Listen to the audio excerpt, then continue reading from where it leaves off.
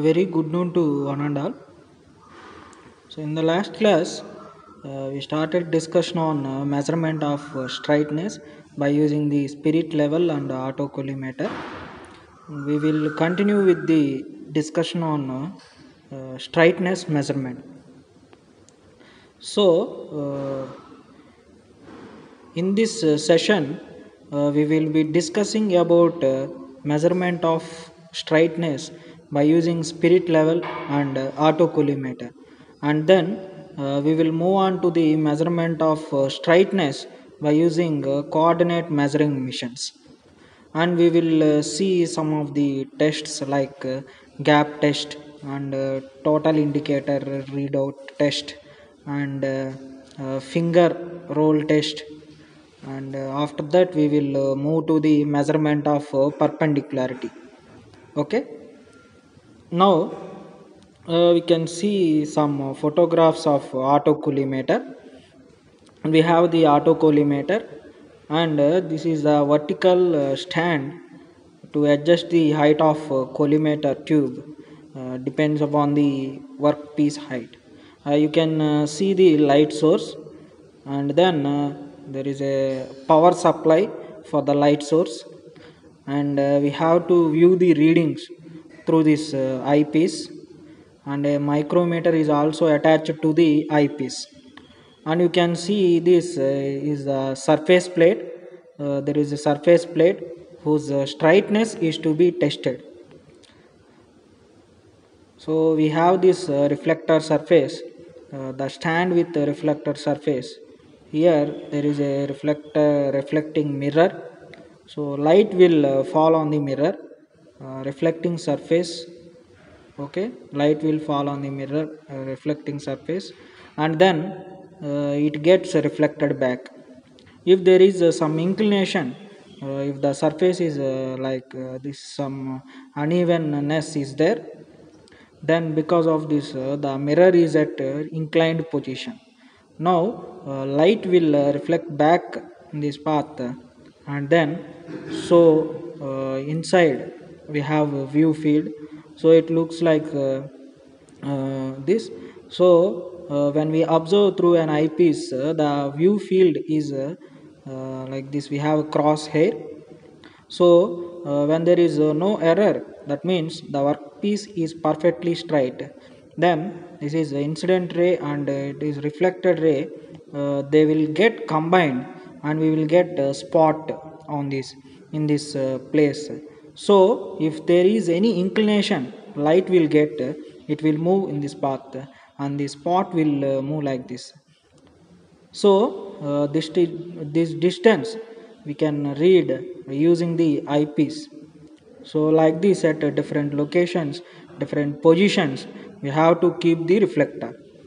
So the total length, whose total length of the surface is divided into some equal number of parts. This is 0, and you can see this is the first position, and this is the second position, third position, like this. We have to divide this into equal number of parts, and then we have to keep on placing the reflector at different locations, and then we should note down the readings. So it is necessary that it is very essential that before we start the experiment, the surface to be tested is thoroughly cleaned. Okay, the surface to be tested is thoroughly cleaned. If there are some dust particles, then the inclination will change. The inclination of this reflector stand will also change, so that will give an error. So it is necessary that the surface should be cleaned properly, and then bottom of the reflecting surface also should be thoroughly cleaned. Now see, there is an arrangement. Say we have some surface, so which is inclined like this, inclined surface. So we can orient the autocollimator tube with respect to this inclined surface. So for that this can be moved, rotated like this. and height can be adjusted depending upon the workpiece height. And also we can rotate the autocollimator tube like this in this fashion. Now it shows the principle of working of autocollimator. So we can see we have the eyepiece here. So this is eyepiece lens, and then there is a micrometer. Okay, and the light will fall on the reflector, and then if there is some inclination theta, then reflector light will move back and it will fall at this position. So this distance between r1 and r2, that is d, can be measured by using this, can be read by using the eyepiece. And the light source is placed here. So light will fall like this, and the semi transmissive mirror is there. So light will change, it will change its path, it will fall on the reflector, and then it will get reflected. If there is no if theta is 0 equal to 0, then r2 will coincide with r1, and there will not be any error. Now whenever we want to take readings, we should keep the autocollimator at some distance of about half meter to 0.75 meter from the surface to be tested, and it is placed on a separate stand. So it will not be placed on the surface which is to be tested, and the parallel beam from the instrument is projected along the length of the surface to be tested. Now you can see here, this is a guide surface whose straightness is to be checked, and we have marked different positions here. So we should keep the reflector with a stand on the guide surface at different locations, and then we have to take the readings through the eyepiece. Now inside the view field, we have the crosshairs like this and the scale. So when the workpiece is perfectly straight, then the incident ray and reflected ray will be on the same line, and then there will not be any error. The spot will be at the center. If there is any error like this, then this is a incident ray and reflected ray light will fall. There will be some angle theta. So light spot we get here, and this reading we have to take. So at all locations we have to take this reading. Okay, so now you can see here, initially this is a surface, and this is a location A, and there is a location B. We have to keep the reflector here, and then we should take the reading, that is with the reflector set at A to B. So this is the first reading. The eyepiece micrometer reading is noted, and this line is treated as a datum line. So with respect to this datum line, all other readings are taken. Now you can see here, this is a first location. So this is A, and this is B. So this line is taken as datum with respect to this. Now this is second position. So this is C. Now B to C, C to D, D to E, like this the readings. So autocollimator micrometer readings should be taken at different locations, and all readings should be added. Then we get cumulative height from the datum, and in the forward direction we should take reading, and again in the reverse direction we also should take the readings, and then average values we can take, mean values we can calculate.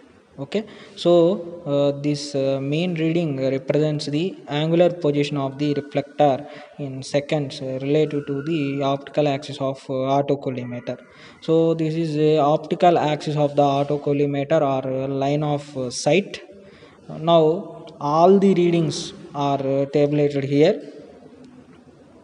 So this is first column shows the position of the reflector. So starting point is A, and then we have a position A to B, B to C, and up to the full length. So we have to take the readings. So main reading of spirit level, or this is applicable both for the spirit level as well as for the autocollimator. Now mean readings in the forward direction we are taking the readings, and also in the reverse direction we are taking the readings, and then we have to find the mean values, and those mean values in terms of seconds we have to record here.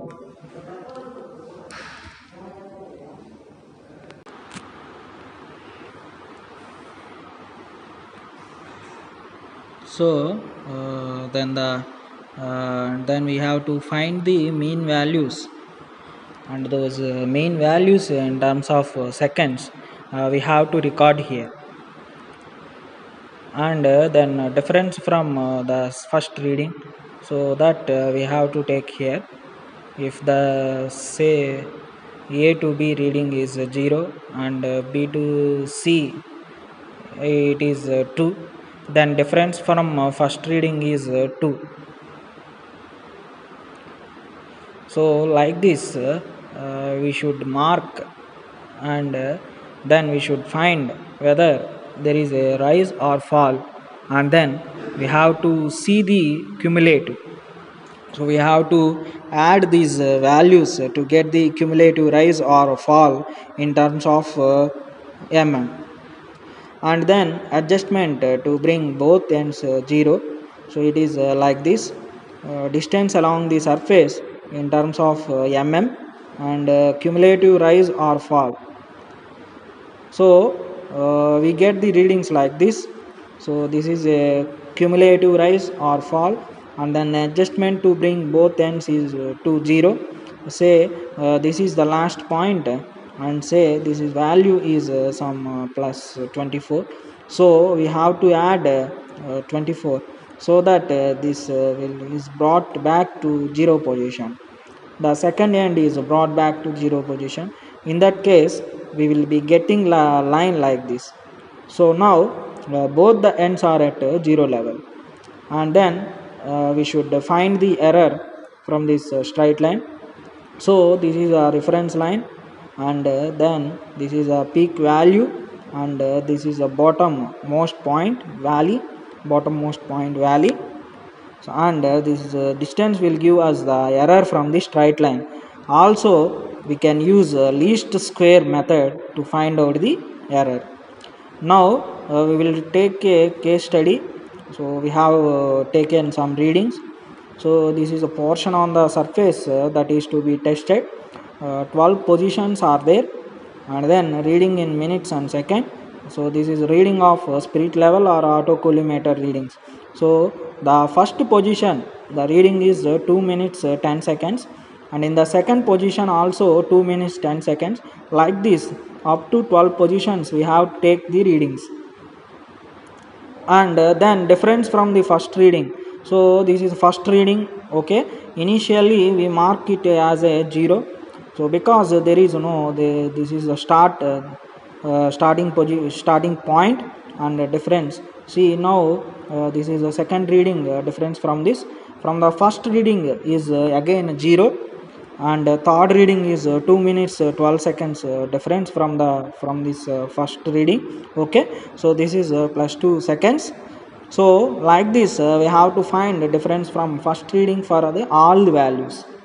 On the last reading you can see here, so this is 2 minutes 16 seconds, whereas the first reading is 2 minutes 10 seconds. So the difference is 6 seconds. Now we should find rise or fall in interval length in terms of 0.001 millimeter, or directly in terms of micrometer. Now first reading is 0, and second reading is also 0. Now see 1 second of arc is equal to 0.0005 millimeter over the baseline. So this is that is if the reflector is like this. So we will be having the 2 feet like this. So this is the base length L. So this is it can be some 100 millimeter or 120 millimeter like that. So once 1 second of arc is equal to point not not not 5 millimeter in this case study. So the rise or fall interval is see difference in seconds is 2. So 2 into point not not not 5 millimeter gives us 1 micrometer or point not 1 millimeter, and then point not 5 times 5. So this will give us 2.5 micrometer. So like this we have to find whether the rise or fall in the interval length, and then we have to add these values to get the cumulative rise or fall. Again the values we get in terms of point not not 1 mm, or all these values are in terms of micrometer. So here this is added to 0, again we get 0, and then this is added to the next reading, so we get 1. So this value is added to 2.5, so we get 3.5. So like this we have to get the cumulative values. And now you can see in the last position the reading is plus 224 micrometers. So we should bring this to 0. So now the cumulative value is like this. So it is like this. At the last point it is 24. So 24 micrometer. So in order to bring this down to 0, we have to add 24 to this. Okay, so adjustment to bring both ends to 0. So this end should be brought back to 0. So we have to add 24, then we get 0. So like this so we have to add the adjustment values, and finally we get errors from straight line in terms of point not 1 millimeter, or directly in terms of micrometers. Now we can see here the maximum value is 3 micrometer from the straight line. So from the straight line, that means see we have the reference line like this. So now the profile is like this. So this is the maximum from the reference line, it is 3 micrometer. Now we can draw the graphs using these those tabulated values.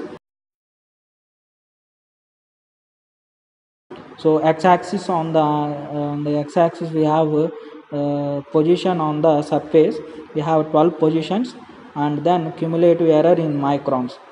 So that is column number 5. We will give us cumulative rise or fall. So these values we have to take and then we have to plot here. Okay, so the cumulative error in terms of microns. Now we can see last reading is plus 24 micron. Now least square method we can apply to this, and then we can find the error, and another graph we can write this can be brought down to 0 by adding adjustment factor. So now this is the last position which is brought to 0, and again we can see the graph is plotted here for different positions. Now error from horizontal line. So at this place okay, so the position number 7 we have the error like this, it is approximately 3 microns.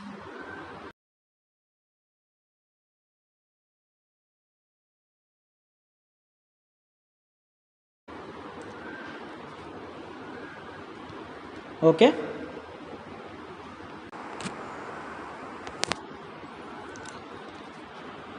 now uh, we can use coordinate measuring machines also to check the straightness of given surfaces or line or plane. So in the recent years computer aided inspection procedures are used to find out the geometrical features, and CMM coordinate measuring machines, it is possible to automate. We can these CMMs can be used online or offline inspection. Okay. So, in recent years, computer aided inspection procedures are used, okay, to find out the geometric features, and CMM, it is possible to automate. These CMMs can be used either offline or online inspection. So after machining is over, we can take out all the work pieces, we can clean them properly, deburred, de-oiled, etc, and then we can load them on the table of CMM, and then we can give the appropriate program for checking the various geometrical features like the straightness or roundness or parallelism, perpendicularity, all those things we can check by using the coordinate measuring machines. And also online inspection is also possible. In the production line itself, we can include CMMs, and the features can be checked. So if the errors exceed the specified values, the feedback can be given to the main computer, so that the changes are made in the programs, and the errors are brought back within the limits. And the number of points can be taken. There are probes attached to the CMMs. So those probes can be contact probes, or it can be non-contact probes like laser spots. So number of points we have to take. For example, we want to check the straightness of a surface. So we have take some depending upon the length. We may have to take 6 points or 12 or 18, and those data points are given to the software, and the software will calculate the straightness or whatever feature is required, and then it will finally tell whether the component is okay or not. Now these pictures shows the commercially available coordinate measuring machine. You can see the granite table, and then two columns are there to support this bridge, and then you can see the different axes. When the table moves in this fashion, it is y axis, and movement is in the direction is x-axis, and vertical movement of the probe is z-axis. So we have a granite surface plate which will act as a primary datum surface, and we can also have secondary or territory reference planes as and when needed. So there is a dedicated computer for analyzing the various points and to find out the geometrical form errors. And you can see this photograph of a contact probe. So these probes will make contact on the workpiece at the specified locations, and data points are given to the computer for analysis for processing. Now one reading is shown here. So on particular surface, the probe readings given by the probes are given here in this table. Basically, they give the coordinates with respect to some reference. They give the coordinates of all these points. So this is say x, and this y, and we have the surface like this. So what is the coordinate of this particular point? So x and y, it will give like this different points. It will give the xi values and yi values.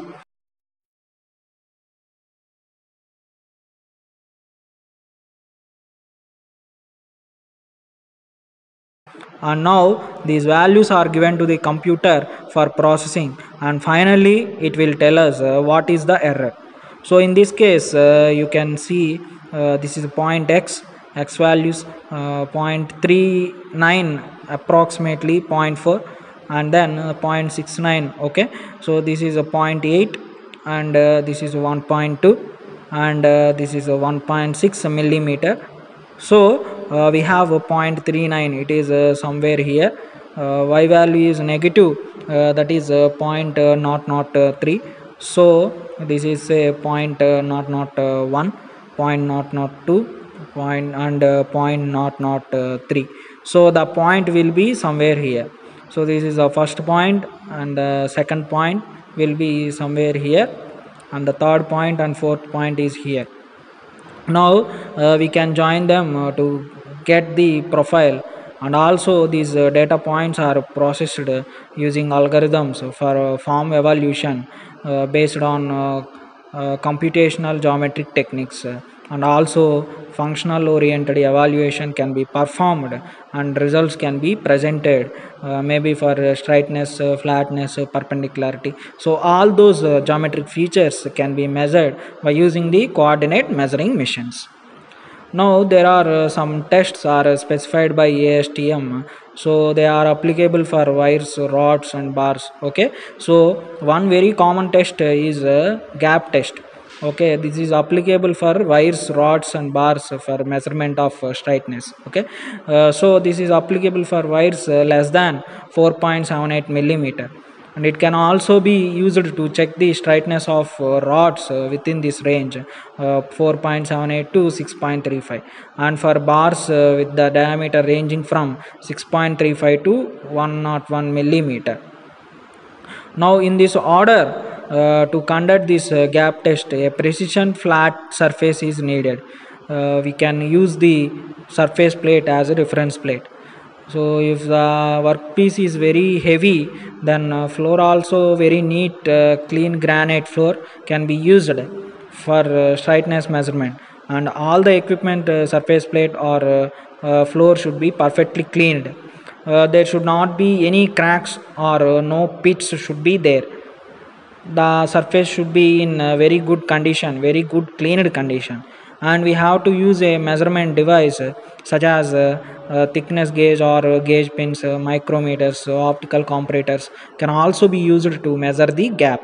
So the procedure is like this: we have to keep this specimen on the flat surface, okay, like this. So this is the flat surface or surface plate, and then we have to keep the wire or rod or bar horizontally like this. So this is the specimen. Now if there is any error, okay, so there will be gap between the datum, simulated datum, that is surface plate, surface and specimen. So now we can use thickness gauges. Now say the straightness that is specified is, so the straightness is specified as 0.01 millimeter, so that is 10 micrometer gap, 10 micrometer error is allowed. So what we do, we have to do, we have to take a thickness gauge of 10 micrometer. So 10 micrometer thickness gauge, and we should try to insert here in this gap. So the thickness gauge should be inserted here. So we have to insert, we should try to insert the thickness gauge throughout the length, and then we should rotate at different rotation, different orientation again, and we have to check the gap. If the thickness gauge does not enter then we say that wire or rod or bar, okay, it is straight. If the gap enters, if the gauge enters, then there is an error, the straightness error is exceeding the limits, then the workpiece is rejected. Now there is another other test specified by ASTM. It is known as total indicator readout test. So this is applicable for round rods with a diameter ranging from 4.78 to 6.35 millimeter, or round bars with diameter 6.35 to 101 millimeter can be tested with this method. So we require two or more V blocks in the good condition, and then a surface plate is required to conduct the test. Now we have to keep the specimen on two or more V blocks. Say this is surface plate on which we have to keep the V blocks depending upon the length. If the length of the rod is 1 meter, then we require only two. If the length is 2 meter, 3 meter, then we have to take 3 or more V blocks to support the rods. Now rod is kept on the V blocks. We have to thoroughly clean the surface of datum surface as well as the V blocks, and the rod should be thoroughly cleaned, and then it is placed on the V block. Now we have to take an indicator, dial indicator. We have to keep the dial indicator approximately in the middle, and then we have to note down the reading. So we have to take initially adjusted to 0, and now slowly rotate the rod, then through one complete revolution, and then Again you have to take the reading at different variations, at different rotated positions. We can take the reading. That means this will indicate if there is any bending. It is indicated by the dial indicator. And now you can see some photographs, how we can how these pictures will show how we can conduct the TIR test. Now we have supported the specimen. Okay, specimen length is about 30 centimeter and with a diameter of about 12 millimeter, and it is supported by two cleaned V blocks. Two V blocks are kept on the surface plate, and then the rod specimen is placed on the V blocks, and we use the dial indicator or test dial indicator, and then we have to rotate the specimen and we have to take the readings, and those readings are fed in the expression to get the error, straightness error. So these two are two V blocks. This is the specimen and the indicator. So we have to rotate this and we have to take the reading. In the next lecture we will move on to the next tests. So I hope everyone understand up to now. So please stay home, read well, stay home, and stay safe. Thank you. Bye.